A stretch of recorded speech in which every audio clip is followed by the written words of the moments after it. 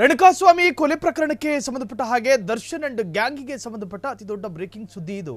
Darshan gang ವಿಚಾರಣೆ ವಿಳಂಬ, spp ಅರ್ಥಾತ್ ಪಬ್ಲಿಕ್ ಪ್ರಾಸಿಕ್ಯೂಷನ್ ಈಗ ಕಿಡಿ ಕಾರ್ತಿದ್ದಾರೆ.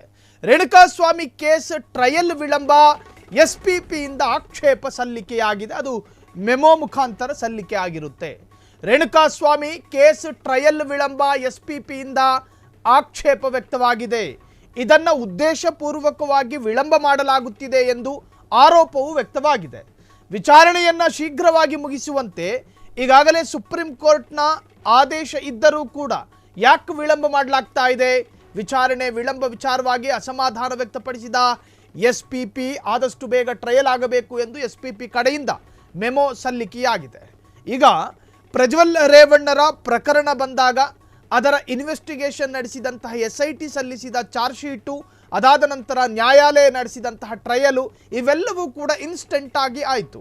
ಒಬ್ಬ ರಾಜಕಾರಣಿಯ ಒಂದು ಸ್ಕ್ಯಾಮ್ ಅಥವಾ ಏನೇ ಇರಲಿ ಪ್ರಕರಣ ಅತಿ ಇನ್ಸ್ಟೆಂಟ್ ಆಗಿ ಟ್ರಯಲ್ ಆಗಿ ತೀರ್ಪು ಪ್ರಕಟ ಆಗುತ್ತೆ ಅನ್ನೋದಾದರೆ ಅದು ರಾಜ್ಯದಲ್ಲಿ ಪ್ರಜ್ವಲ್ ರೇವಣ್ಣರ ಪ್ರಕರಣ ಮಾತ್ರ.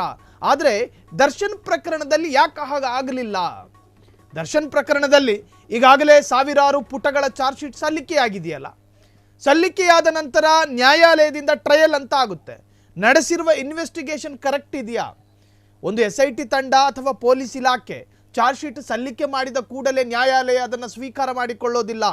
ನಡೆಸಿರ್ತಕ್ಕಂಥ ಇನ್ವೆಸ್ಟಿಗೇಷನ್ ಮತ್ತು ತನಿಖೆ ಇದು ಯಾವ ಹಂತದಲ್ಲಿ ನಡೆದಿದೆ, ಪಾರದರ್ಶಕವಾಗಿ ನಡೆದಿದೆಯಾ ಅಥವಾ ಒನ್ ಸೈಡೆಡ್ ಇನ್ವೆಸ್ಟಿಗೇಷನ್, ಇವೆಲ್ಲವೂ ಕೂಡ ಕೋರ್ಟ್ ಟ್ರಯಲ್ ಮಾಡುತ್ತೆ. ಸೊ ಈ ದರ್ಶನ್ ಕೇಸ್ನಲ್ಲಿ ಯಾಕೆ ನ್ಯಾಯಾಲಯ ಇನ್ನೂ ಕೂಡ ಟ್ರಯಲ್ ಮಾಡಿಲ್ಲ? ಇದು ನ್ಯಾಯಾಲಯದ ವಿರುದ್ಧದ ಪ್ರಶ್ನೆ ಅಲ್ಲ. ನ್ಯಾಯಾಲಯಕ್ಕೆ ಮನವಿ ಮಾಡಿಕೊಳ್ತಾ ಇದ್ದಾರೆ ಮೆಮೊ ಮುಖಾಂತರ. ಕಾನೂನಲ್ಲಿ ಅವಕಾಶ ಇದೆ, ಟ್ರಯಲ್ ಮಾಡಬೇಕು ಅನ್ನೋ ಆಗ್ರಹ ವ್ಯಕ್ತಪಡಿಸ್ಬೋದು ಒಬ್ಬ ಪಬ್ಲಿಕ್ ಪ್ರಾಸಿಕ್ಯೂಷನ್ಗೆ. ಸೊ ಅದರ ಭಾಗವಾಗಿ SPP ಈಗ ಮೆಮೊ ಸಲ್ಲಿಸಿದ್ದಾರೆ. ಈ ಪ್ರಕರಣದಲ್ಲಿ ಒಂದು ವೇಳೆ ಟ್ರಯಲ್ ವಿಳಂಬ ಆದರೆ ಈ ಪ್ರಕರಣ ಹಾದಿ ತಪ್ಪೋ ಸಾಧ್ಯತೆಗಳಿದ್ದಾವೆ, ಶಂಕೆಗಳನ್ನು ವ್ಯಕ್ತಪಡಿಸಿದ್ದಾರೆ.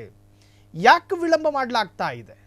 ಟ್ರಯಲ್ ವಿಳಂಬ ಆಗೋದಕ್ಕೊಂದಷ್ಟು ಕಾರಣಗಳಿದೆ. ಕಾರಣ, ಪ್ರಬಲವಾದ ಆಧಾರಗಳು, ಸಾಕ್ಷ್ಯ ಆಧಾರಗಳು ಸಿಗದೇ ಇದ್ದಾಗ, ಇನ್ನು ಒಂದು ಪ್ರಕರಣವನ್ನು ಇನ್ವೆಸ್ಟಿಗೇಷನ್ ನಡೆಸುತ್ತಿರುವಂತಹ ತನಿಖಾ ತಂಡ ಅನುಮಾನಗಳನ್ನು ವ್ಯಕ್ತಪಡಿಸಿದಾಗ, ಬಹುಶಃ ನಮಗೆ ಈ ಪ್ರಕರಣದಲ್ಲಿ ಈ ತರಹದ್ದೊಂದು ಸಾಕ್ಷಿ ಸಿಗೋದು ಕಷ್ಟ ಎಂದು ಅನುಮಾನ ವ್ಯಕ್ತಪಡಿಸಿದಾಗ ಕೆಲವೊಮ್ಮೆ ಟ್ರಯಲ್ ಡಿಲೇ ಆಗುತ್ತೆ, ವಿಳಂಬ ಆಗುತ್ತೆ. ಆದರೆ ಇದರಲ್ಲಿ ಎಲ್ಲ ತರಹದ ವಿಟ್ನೆಸ್ಗಳು ಲಭ್ಯ, ಆದರೂ ಕೂಡ ವಿಳಂಬ ಯಾಕೆ ಅನ್ನೋದು SPP ಪ್ರಸನ್ನ ಕುಮಾರ್ ಅವರ ವಾದ.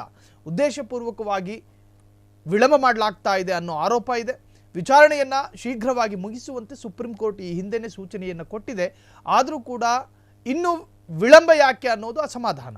ಆದಷ್ಟು ಬೇಗ ಟ್ರಯಲ್ ಆಗಬೇಕು, ಜೊತೆಗೆ ಶಿಕ್ಷೆಯ ಪ್ರಮಾಣ ಪ್ರಕಟ ಆಗಬೇಕು. ಅರ್ಥಾತ್ ಆ ಟ್ರಯಲ್ನಲ್ಲಿ ಒಂದು ವೇಳೆ ಸಾಬೀತಾದರೆ ಶಿಕ್ಷೆಯ ಪ್ರಮಾಣ ಪ್ರಕಟ ಆಗಬೇಕು ಅಂಥೇಳಿ public prosecution Prasanna Kumar memo ಮುಖಾಂತರ ಅರ್ಜಿ ಸಲ್ಲಿಕೆ ಮಾಡಿದ್ದಾರೆ. ಕ್ಷಣ ಕ್ಷಣದ ಸುದ್ದಿಗಳಿಗಾಗಿ ಫ್ರೀಡಂ ಟಿವಿ ಸಬ್ಸ್ಕ್ರೈಬ್ ಮಾಡಿ, ಲೈಕ್ ಮಾಡಿ ಹಾಗೂ ಫಾಲೋ ಮಾಡಿ. ಹೊಸ ಸುದ್ದಿಗಳ ನೋಟಿಫಿಕೇಶನ್ಗಾಗಿ ಬೆಲ್ ಐಕಾನ್ ಮೇಲೆ ಕ್ಲಿಕ್ ಮಾಡಿ.